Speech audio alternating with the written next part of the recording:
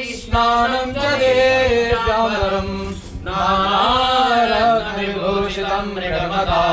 मोदाङ्कितं चन्दनं जाते चामरबिल्वपत्ररचितं पुष्पं च धूपं तथा दीपं देवदयानिधे पशुपते यत्कल्पितं गृह्यताम् सौवर्णेन नवरत्नखण्डरचिते पात्रे घृतं पायसं भक्षं पञ्चविधं पयोदधियुतं ब्रह्माफलं पानकं सामामयतं जलं रुचिकरं कर्पूरखण्डोज्ज्वलं ताम्बूलं मनसा मया विरचितं भक्त्या प्रभो स्वीकुरु छत्रं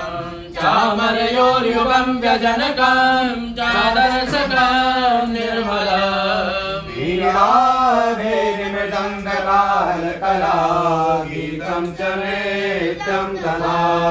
साङ्गं प्रणतिस्तुतिर्बहुविधा ये तत्समस्तं मया सङ्कल्पेन समर्पितं तव विभो पूजां गृहाण प्रभो आत्मा त्वं गिरिजामती सहचरा प्राणा शरीरं गृहम् मूलाते विषयोपभोगरचना